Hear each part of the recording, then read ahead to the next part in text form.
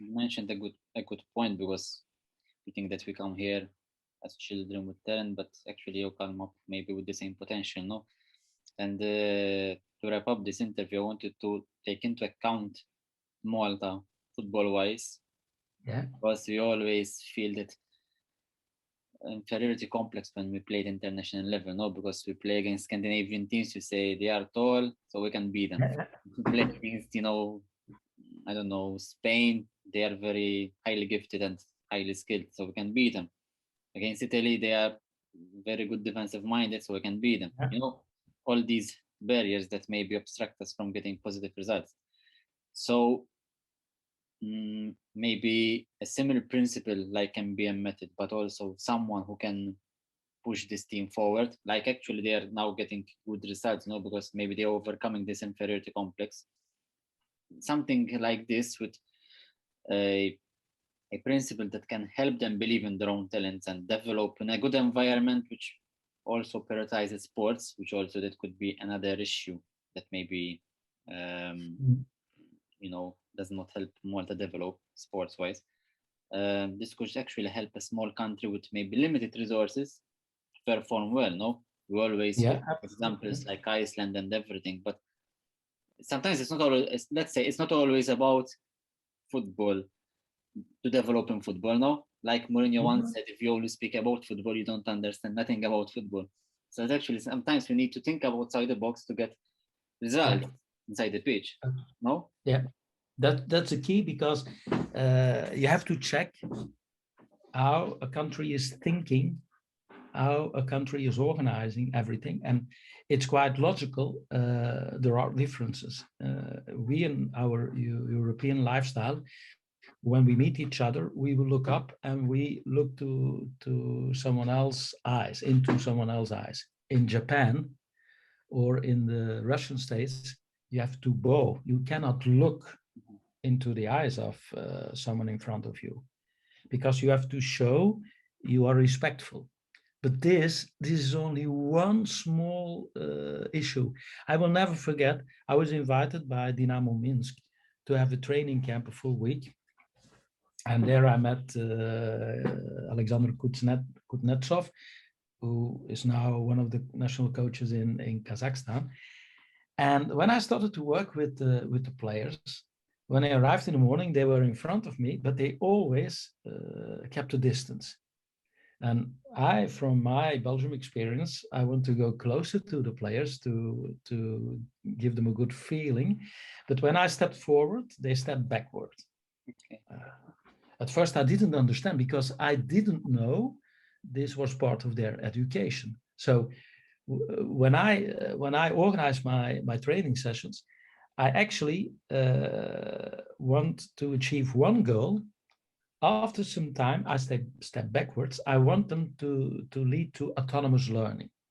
But then, in the first part, the first stage, I have to be close to them to, we call this explicit direct instruction to help them, to scaffold them, to understand what I ask, and then I reorganize, and then I tell them, now it's up to you. So I was arriving there with the same idea, and then something weird happened.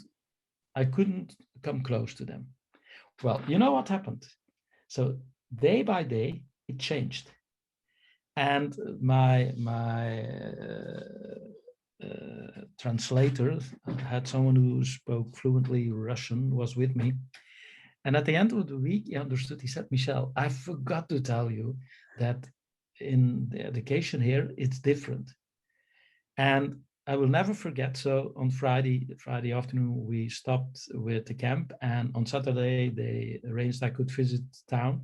So we were leaving the hotel, and at a particular moment, we pass a bus stop, and 3, 4 of the boys I had been training during the week were waiting for the bus, and I was passing, and suddenly they came to me, and they all shook hands. You know what the Russian translator said? This is unbelievable. They will never do this with their own family, with friends or people they know in Belarusia.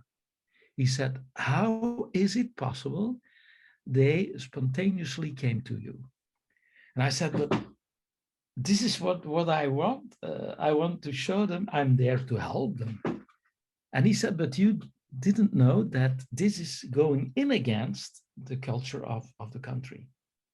And that is what I love to learn. When I was in Qatar, is the same. Do you think that in the national team of Qatar, you can select Qatari? Forget it. Eh? There are 350,000 Qatari. They are all rich men, and their children, they have all the luxury they can imagine. And then I will never forget, when they are 11, 12 years old, they come to a training session with a Ferrari. And then you have to speak with them when they are 18. We offer you a contract of 30,000 euro monthly. They start laughing. I said, I already have this today, so why do you offer me that? Doesn't work. Eh? You go to China, the one-child policy. What's the impact of that? They protect their child so strongly, because the fact they can only have one child, today it has changed, creates a particular situation. So it's not easy to convince Chinese parents invest some time in football, because they all want good school results. So you see, it changes. That's a reason. Okay, if they want to invite me to Malta, I need to experience a number of things, because I need to know first, if the coaches are not open, if they are not thinking out of the box, forget it. And then you need to experience what is typical for life in Malta, because it would be too simple to arrive in a place and tell the people, I have the perfect solution. I have the Bible of football or the Bible of the school system. This is not correct. And so the moment you understand how people are reacting on a number of things, then we can set it up. But you don't have to try it, because I already have the experience. I will never forget when I was in Milan, at the end of the first season, Filippo Galli, invited all the coaches on the pitch. And I can't remember exactly, I think 50, 60 coaches. And he said, gentlemen, I want to be clear. And do not forget, in this team of coaches were famous former Italian professional players. He said, now it's up to you. Michel is next to me with Aldo. If you go to our side, you can stay in the club. If you think you have to do it in the old way, we send you out. This really happened. Eh? So he said, there is no more choice today. Or you are going to accept what we are telling you, and you give yourself time to understand it, and otherwise we replace you. So I didn't know this was going to happen, and I have to be honest, I was not feeling well, because I didn't want that.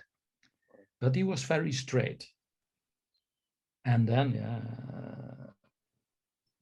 majority accepted to go with us, because that's also important. You see, you arrive in another environment, and you need a number of people that agree to understand what you try to explain.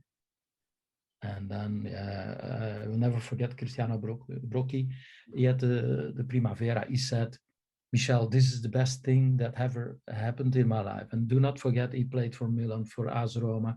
And these are the people, when they meet me again, then I'm feeling well. Because at a particular moment, they go out of your influence. But when they come back and tell you, look, you inspired me, and this is really working, that's the most important thing. Not Michel is the most important. No, it is the belief in what you are doing. And that is connected to a country. And it has got, well, Malta is small, I know that, but this is ridiculous. There are so many proofs that it also works to go to the top in many, many small countries. Take, for instance, Atlantic Jamaica, Usain Bolt.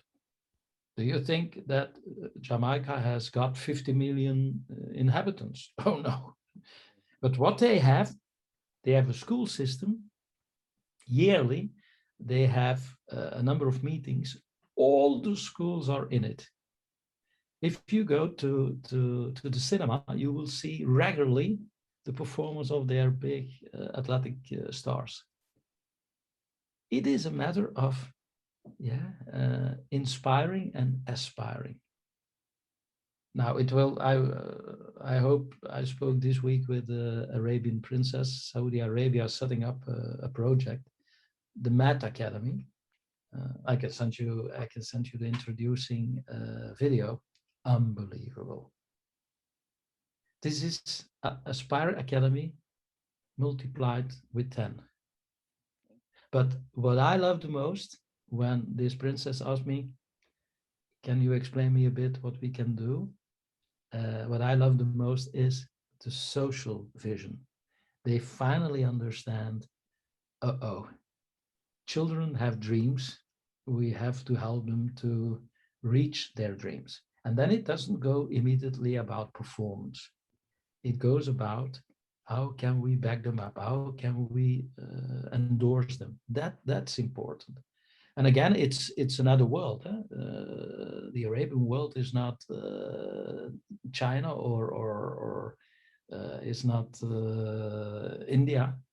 It's even if I go, look, I was, I think 1.5 years ago in Scotland, Aberdeen, Glasgow Rangers, Scottish Federation. It's not easy to convince people. We feel immediately, we had a training session with an Aberdeen team, and the coaches were reacting in a good way, but you feel the tension because you take away partly their conviction. They say, well, what's this? And the big problem is when what we do every time, we call the players at the end and we ask them, what's your opinion? And then we hope it's not going to happen, but many times players are saying, but these training sessions are much more interested than what my coach is doing with me. And that's a big problem. Indeed. To be honest, that's shocking because, and then we tell, no, that was not the meaning. But those young kids, they understand immediately. Yeah? It's quite logical because you touch their potential. And this, I can assure you, this happens all over the world. And you know how they react on it later. Yeah, but it is because Michel is a very experienced coach. Actually, it has got nothing to do with me. It is the core problem is we take them out of their comfort zone. And we tell them, watch out. You can do much more, but then you have to think out of the box. So Malta, and you have to be, that's the reason, first an analysis. Because a lot of people think I step into a plane and I step out of the plane, I go to a pitch, and no. First, I need to see a number of things. If I do not understand what today's situation, today's mindset is in Malta, I can immediately start explaining a lot of things, but I need to see a number of things, and I need to feel how are they looking to the problem. I don't have to change. They have to change themselves. I'm only an inspirator. Everywhere where they ask me to help them, I tell them, look, I agree to help you 3, 4, 5, maximum 5 years, and then you have to do it yourself. There is no Belgium system you have to implement in Malta. You have to develop your own Malta system, but then you need to have the courage to open your mind and to check what science is telling you. And if they do that, everywhere where I could convince them, it changed. You can read it in the testimonies. The results are unbelievable. It has got not, and it has got nothing to do only with MBM. MBM is actually a tool. They have to discover for themselves what they can do in their own country. And my core quote is, we we nurture intelligence, and intelligence is the thing that separates us from animals and from all the other beings in this world. So concentrate on intelligence, but then it has to be multi-intelligent. And it's a decision you have to take, but be sure when you can make the progress, everything is in it. Business is in it. Your position in world football will change. We all know football can be very inspiring for the whole of the society. We experienced it in Belgium as well. When you want to bring people together, if you have a national team that is playing at a very high level, it influences people. So, And we didn't do it with physical play. Check most of our players. De Bruyne is not a physical player. nope. Mertens, Lukaku had a lot of problems to be accepted because he was a little bit out of the concept. But Eden Hazard is a small boy. Yeah. Torgan is not. As well as well. No. Yeah, I had through Anderlecht, I influenced Tielemans. Tielemans is not a top player. Even Pratt as well. No, then it's Pratt as well. And Trossard now from yes. playing in Brighton. He was developed with MBM. Okay. And if I sent you, so the second team, the under-21 of Genk today, I have the videos of the last games they played. I can already say today we have the new Kevin De Bruyne, 16 years old. Unbelievable. 6 years MBM. You know what happens? Small, but exciting to see how he's playing. And this team, so what we do, this team is a lot younger than most of the other teams. To give an idea, I have the video, Anderlecht, Genk. Difference of 2-3 years between the two teams. Anderlecht, blown away. I have the video, Standard, Genk. Also 2-3, so even players of the first team in the Standard team, blown away. You see it immediately. When you watch these videos, you will see what we want to tell the world: intelligent football. So not physically strong players, but technically very, very high level, and then intelligence. But the coach is one of my MBM coaches. He was a former professional player. He has won Belgian championship. Then he got to Turkey, Trabzonspor, several years. Then back to Holland, Utrecht. And I met him. After his career, he decided to go for a Bachelor of Physical Education, PE. So through that system, he came close to me. I have many workshops in the school system, and they told him, look, perhaps you will be interested as a former professional player, but this is a new system. And from the first moment he said, I want this. And he is implementing everything, and he is having remarkable results. And it will be a problem for the club to hold him. But if people want to see it, step into the plane. The Germans, to give you an idea, I think 2 seasons ago, he played against Ajax. You know what the result was? Ajax Genk, under 18, 0-7. Ajax was played away. And your German imagine clubs. Ajax Yeah, as a very leading team. but okay, I'm a big fan of Ajax because my partner is a former Ajax coach, and we are very close to Ajax. But even the Ajax people said, "But this is not normal. The only problem we have, how can we bring it into the first team? Because in the academy, that's actually developmental investment. But when you go to the first team, that's business. Huh? Of course. That's a problem. And but it's very clear what's happening right now. And for me, what was also very nice is that Club Brugge today is at a very high level. It's true. Yeah. True. Well, I'm invited to install MBM in the club. I don't have to convince them anymore because after my webinar, I immediately got a message from the director. He said, "We want this."